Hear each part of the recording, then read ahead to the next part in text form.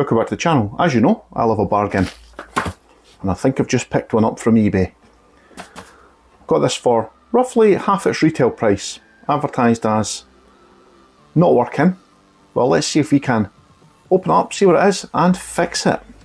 So, first things first, I noticed in its original packaging inside there, the packaging's pretty reasonable. This black sticky plastic stuff's a bit on the strange side, but I'll try and see if I can get into it. It's not the easiest.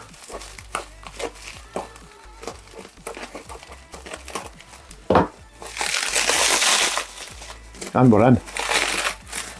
Can you tell what it is yet? Obviously it's a handheld. What kind of handheld?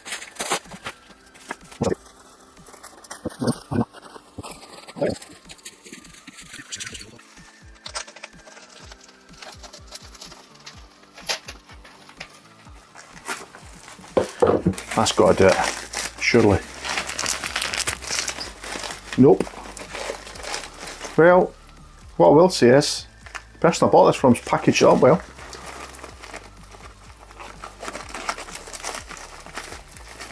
This thing could have been drop kicked from the moon. Can you tell what it is yet? You might be able to see through the packaging. Safe to say I won't be recycling this material.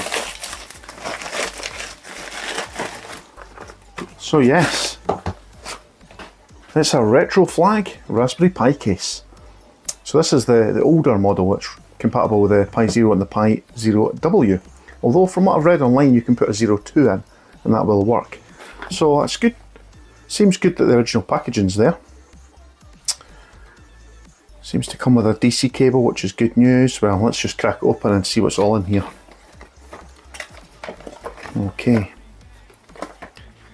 First things first, we have a screwdriver. Okay. We will need to open it at some point. We have a number of cables. We have a cable, at least.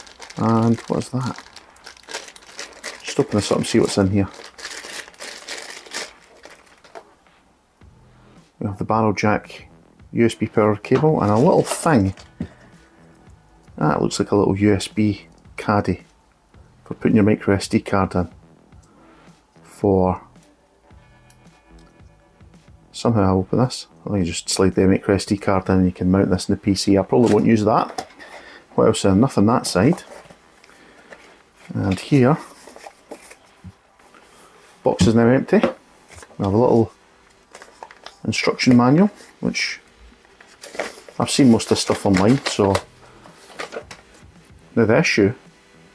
This was advertised as everything was working, but they couldn't get past the stage of setting up the keys. And I think it's because they've missed out this little cable. And I'm really hoping the cable's still in it and I can repair it, or if it's not there, try and get a replacement. So they have kept the micro SD card, but that's not the end of the world. I can get another one of them. Okay, let's see what kind of condition this is in. Fingers crossed it's not terrible. From what I can tell, this looks to be a good nick. Clearly, no AA batteries, but we can soon resolve that. In fact, you've got the little micro update socket there, and if we slide this out of here, it looked like it was a game card, it's a little bit bigger than that. It's missing a screw.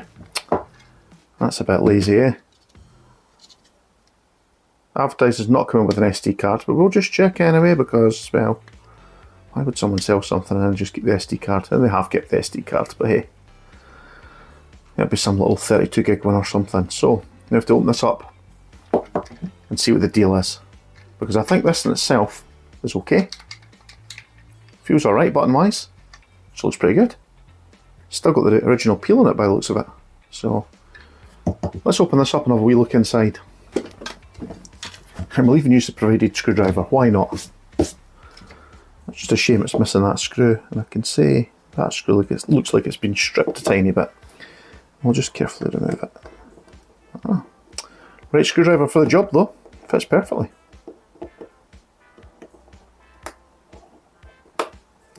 Quite a tight fit.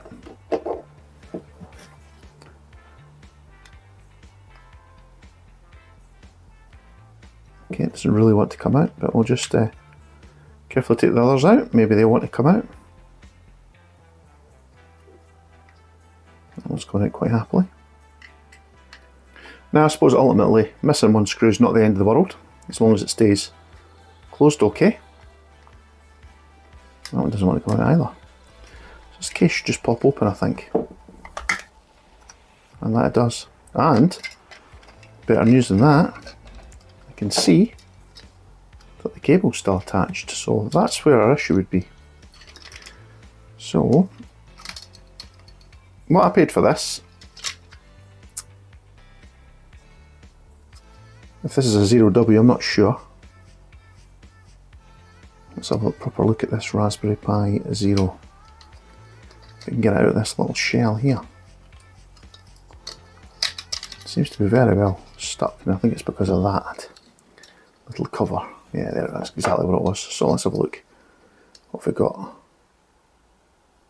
It's a regular Raspberry Pi 1.3. So not a W version, so it's a wireless only version. God knows what is going on with that. That's a mess.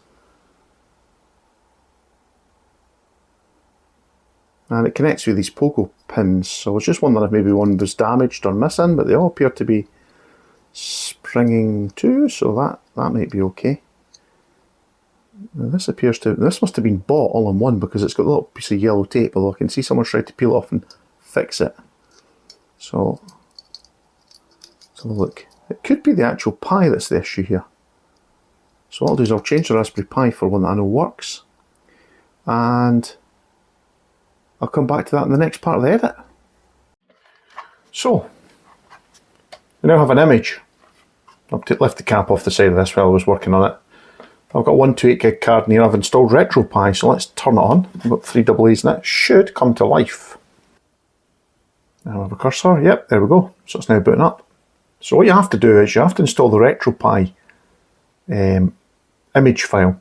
So you have to use something like Balena Etcher or something along those lines to write the image to your micro SD card, but you also have to run a little update script which changes 4 files, and if you look in the config file at the bottom you'll see it does some config for the display. So that's working. It also, I think, does some config for the controller input. So when it boots up it should say it's detected the controller, and you push any button to start configuring it as you normally would in RetroPie. But as we'll see here, it doesn't work. Or at least that's what the original seller said.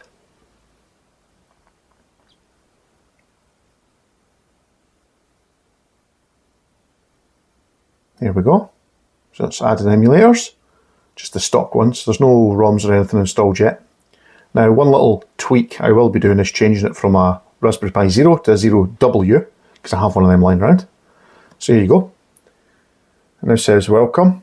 Once you press a button to configure the controller, as you can see. When I press a button, any old button, even the back buttons, it's not recognising anything. Now I think I know why that is. So let's just power off just now. I've not set safe power off yet, but we'll come to that. Doesn't matter if it corrupts the image just now. So I have to open this up, as we know there's one screw missing. But that shouldn't be a problem because we've got 2 at the bottom, which is where the Pogo pins are holding this thing together. So let's pop it open. What I'll do is I'll turn on some additional light. Now these screws are not captive screws, but they're not too keen on coming free, so I'll just leave them in place. So we'll pop the back cover off. Just pop off quite readily once these screws are loose enough.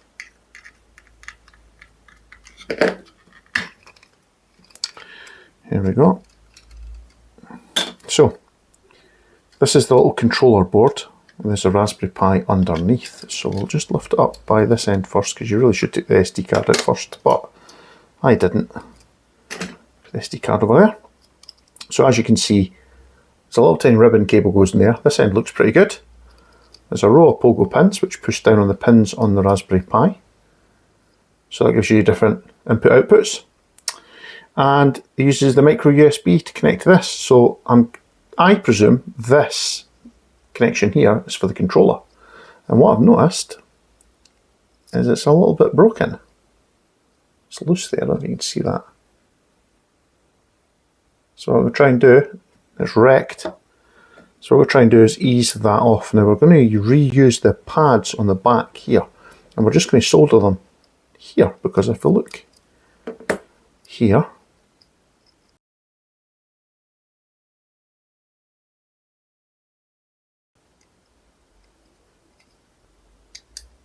we have 4 pads. Presumably they knew this was a weak point, and they made it so that you could just solder on your 4 pads there and onto the 4 pads here, and it's just in a row, I believe. So just mirror them up. So what we'll do is, I've got a little fine edged screwdriver here. I'm just going to get under the edge here a bit, and I'm just going to try and lift it up. Now, as you can see, it's broken there, it's coming loose. So we don't want to get that jammed in there. It's coming away, so I need to be careful. In fact, it's completely split. So the guy that sold this must have known he'd broken this. Must have known. That was kind of my worst case scenario. I was kind of hoping he just hadn't configured it properly. That was best case scenario. Here it goes, came out now. Get a proper look at this now. You can see it's broken all the way along there. Don't know if you can see that on the camera. All the way along the top. So I'm going to presume that's damaged the contacts in there. What we're going to use, just a little bit of ribbon cable, a little bit longer, but I'm just going to peel it down to 4 different wires.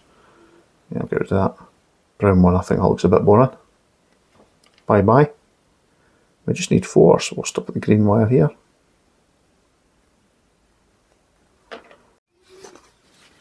So, looks like I've only just gone and made it work.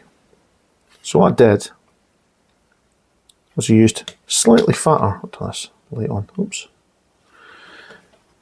Slightly fatter cables which were single core, so I could get a better connection, but unfortunately what I'm finding now is a little bit too thick here, so I've got to try and find out if I can route these wires so that I can attach the back panel a little bit better. And I think we'll be onto a winner. And I also trimmed all 4 of the cables down to size. So the power cables are a little bit longer, and the data cables are a little bit shorter. As you can see here. A little bit messy, but I've trimmed them just the perfect size. But unfortunately what I'm finding is there's not a lot of room to move here. So what can I do here? Can I maybe twist this one up a little bit?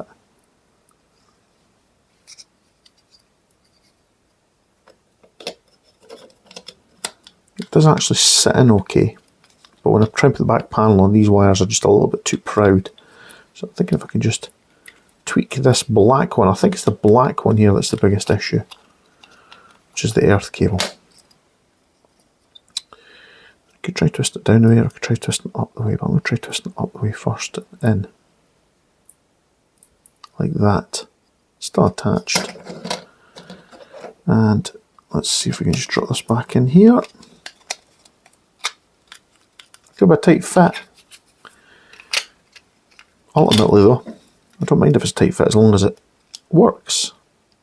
It's not going to go up the gain in a hurry.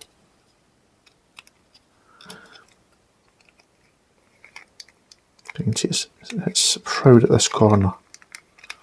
I actually think that sticking up there is worse. I think I need to push it up this way a bit more.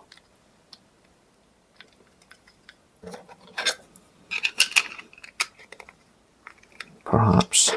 Okay, I think that's now closed. Don't have to squeeze it too much, just had to move the wires over a tiny smidge, just to fit it a little bit cleaner.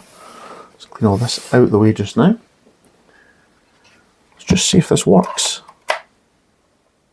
Fits in okay. There's a little bit of a push out gap there. Why is that? It's maybe just the shape of the shell. I wasn't looking at it too much earlier. It's locked in place. And I'll turn off this lamp. So I've spent a couple hours on this, I would say. Like I say, I'm not the most skilled at soldering.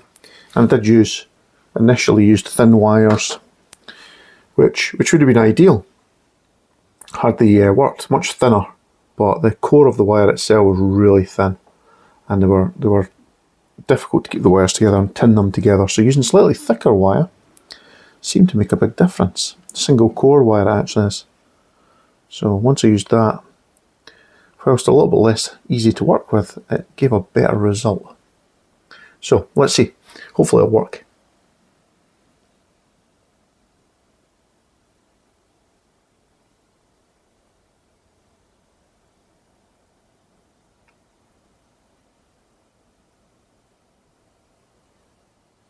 Now I probably won't stick with Raspbian or RetroPie. I'll probably try and put Batucera on because I kind of prefer the look and feel of that. But we'll, as long as we can get this working just now, this is what the person sold it with. So here we go, it says press a button. Now if this works, we should see it recognising a controller. Ah, did you see that? Microsoft Xbox 360 controller. So if I keep that pressed, we can do the controls. Up, down, left, right, start, select, A, B, X, Y. There's a shoulder button. Left shoulder button. Right shoulder button. And there's no triggers or anything like that. No left thumb, no right thumb. So to get past this, you just press and hold a button until it moves on to the next point.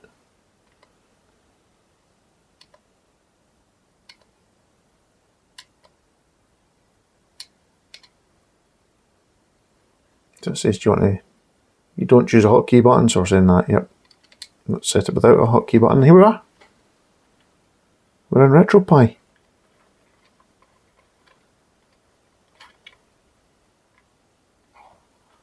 There's the shoulder buttons around the back here. So menu, there we go. Give the menu up. As you can see, we fixed it. All it took was a couple hours of my life, some short lengths of cable, and some soldering skills. Excellent. Thanks for watching, and I'll catch you in the next video. Bye for now.